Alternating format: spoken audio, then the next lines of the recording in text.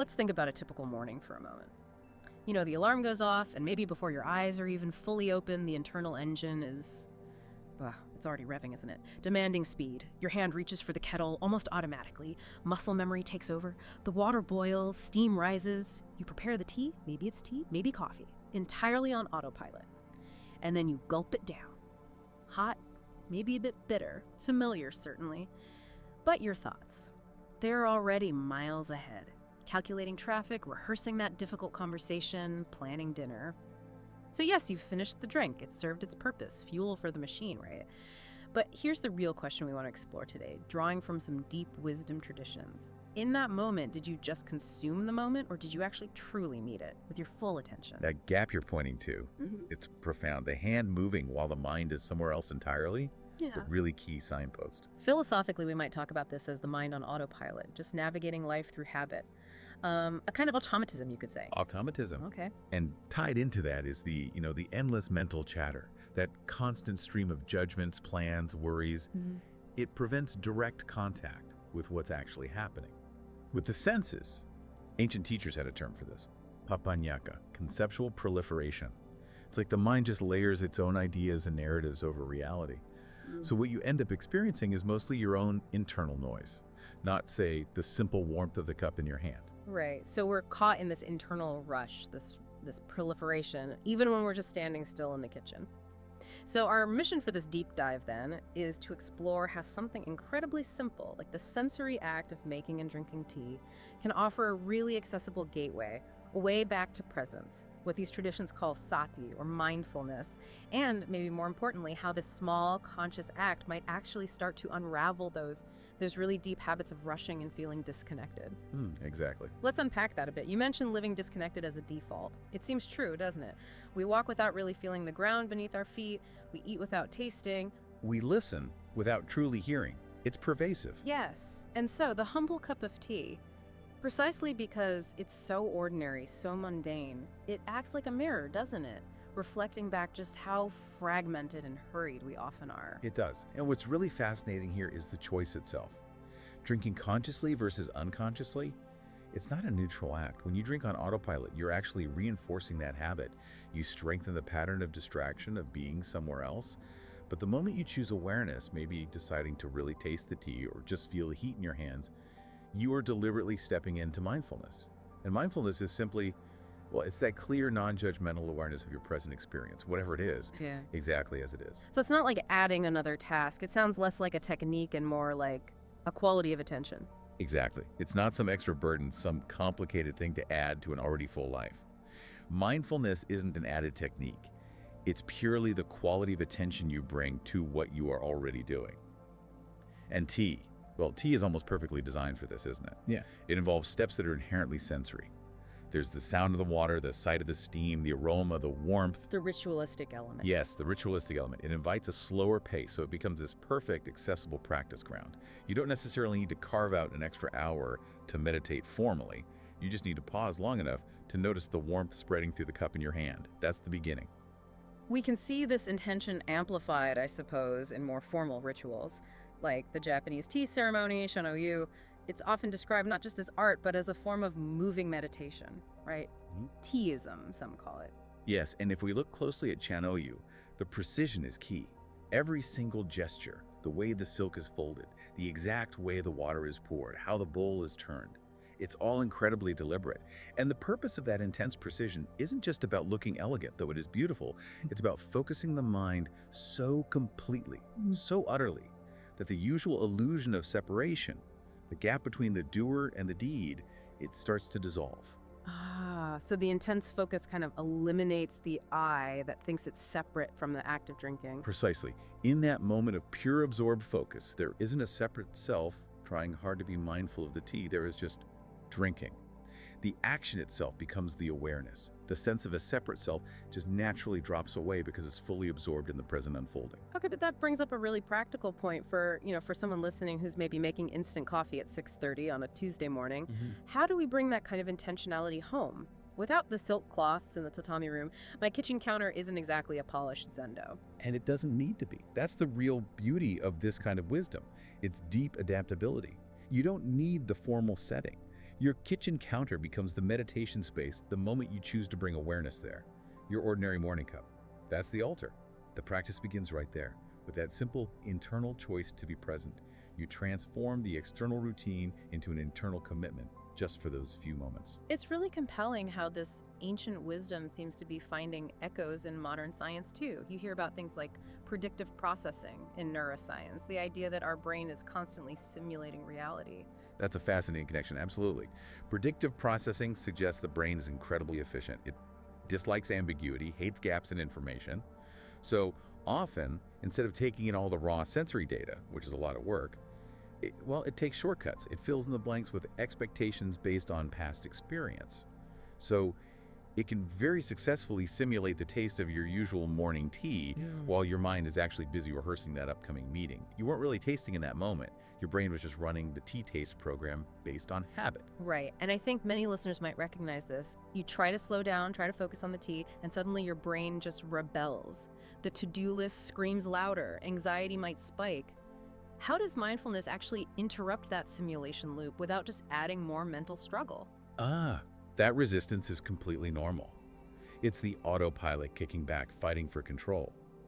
Mindfulness interrupts the loop, but not by fighting the thoughts directly. That often just creates more tension. Instead, it gently, repeatedly anchors your awareness back in your immediate senses. You don't need to wrestle your thoughts into submission, you just need to guide your attention back to the actual smell of the steam rising, the weight and texture of the ceramic in your hands, the subtle shift in temperature as the liquid touches your tongue. So you give the mind something concrete to do, something real to focus on in the now. Exactly. By returning again and again to direct sensory experience, you gently interrupt the mind's tendency to chase the future or get lost in the past. The mind quiets down, not because you forced it to, but because you've given it a simple present moment task. Just feel this. This really highlights the power of the pause, doesn't it? We spend so much of our lives reinforcing that disconnection, that rush. We do, but every single time you pause, even if it's just for one conscious breath before you lift the cup, you plant a tiny seed, a seed of presence. And over time, with repetition, those seeds start to grow. They form a new pathway, a new, more intentional habit. This is why that core teaching is often phrased so simply. Concentrate the mind on the present moment. It's not meant as a harsh command, but as an open, gentle invitation to just stop running for a second. Taking this a step deeper, there's this idea of transforming ordinary actions into something more meaningful, maybe even sacred. It reminds me of concepts like karma yoga, the yoga of action, where awareness itself transforms the quality of the act. That transformation is beautifully captured in Zen by the phrase ichi-go, ichi-e. It translates roughly as one time, one meeting.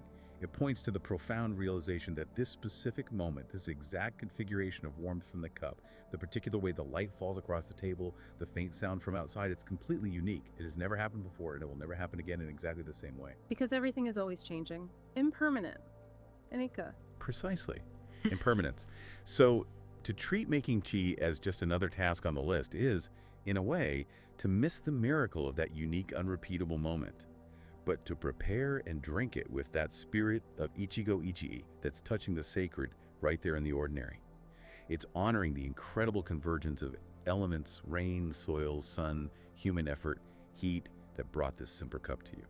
So for someone listening who wants to try this tomorrow morning, beyond just generally slowing down, what's a really concrete first step? Maybe start even before you touch the kettle.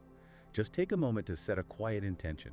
A simple silent agreement with yourself, like, for these next 3 minutes, just while I make and drink this tea, I will be fully here. That internal choice, that little commitment is the real key. Then consciously engage your senses. Feel the kettle handle, hear the water pour, smell the pee. Treat that simple act as worthy of your full, undivided attention. There's a word for this too. Apramata. It means something like heedfulness or non-negligence. Not neglecting the present moment. And the beautiful paradox seems to be that this intense focus on one small thing, the tea, doesn't isolate us. It actually seems to create a kind of spillover effect into the rest of life. That really is the whole point, isn't it? The quality of attention you cultivate with the tea naturally begins to infuse other moments.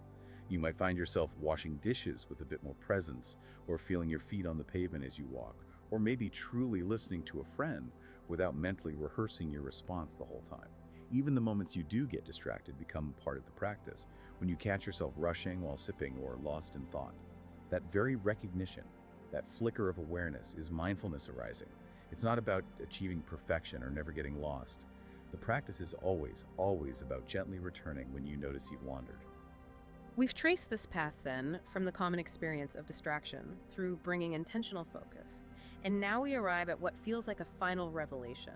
The idea that eventually the effort, the technique itself might fall away, that the tea itself becomes the teacher. Yes, that touches on the deepest insight perhaps. That awareness isn't actually something we create through effort. It's more like the fundamental ground of our being, always present. Mindfulness in this view is less about struggling to build a sun and more about gently allowing the clouds, the thoughts, the distractions to drift by, revealing the light that was always there. When you stop trying so hard to get it right, when the agenda drops away, something remarkable can happen. The perceived boundary between you, the drinker, and the tea, the object being drunk, starts to soften. It becomes less distinct. Less distinct? How so? Well, there's just the raw experience itself. There's warmth, there's steam, there's aroma, taste. The labels of me and tea become less solid. That softening of boundaries is what some traditions point to with terms like non-duality, advaya. You begin to realize, perhaps, that the awareness you were striving for was actually the very space in which the cup, the liquid, your thoughts, everything was already appearing all along. That sounds like aligning with something more fundamental, like effortless action. Precisely. It resonates deeply with wisdom traditions that speak of naturalness, sahaja, or effortless action, wu wei. When we can let go of the ego's tight grip, its constant need to control and manage and rush, we naturally start to align with the inherent flow of life itself. When you simply pour the water, let the leaves steep and drink without adding unnecessary mental commentary or interference. That is effortless action in its purest form. Which brings us back to that profound simplicity of the Zen teaching. When drinking tea, just drink tea. That undivided attention isn't some mystical state to achieve, but simply the natural result of being fully where you are. Deep concentration, samadhi, isn't necessarily a trance state reached after hours of meditation. It can be right there in the simple, wholehearted engagement with the present moment. The goal isn't some distant peak called enlightenment. It's fundamentally about the quality of attention you bring to this very cup right now. As some of the old Zen masters suggested, the path involves studying the self, which leads to forgetting the self. And to forget the self, well, that's to be actualized, to be woken up by everything around you, by the water, the leaves, the heat, the silence. Perhaps the greatest effort, paradoxically, is the effort required to simply allow things to be as they are. So it really comes down to a choice we face every single morning, doesn't it? To rush through the ritual, treating the tea simply as a means to an end, getting caffeine, getting going, or to allow the act of drinking itself to be the end, to be the practice. And that conscious choice made right there at the kitchen counter, that is the entire path in that moment. It is. And the wonderful thing is the calm, the presence you might find in that mindful cup. It rarely stays confined to the kitchen. It naturally spills over. It might show up as a little more patience later in the day, or a greater capacity to truly listen, or simply a deeper sense of being present in your own life. The invitation is always there. It's open every morning with every cup. We live in a world that's just obsessed with speed, with output, with constant doing. So here's a thought to leave you with. What radical act of quiet rebellion could you commit tomorrow morning? What if you chose, just for a few minutes, to truly taste your life while you're actually living it? What small, ordinary ritual will you commit to meeting, truly meeting, with your full presence?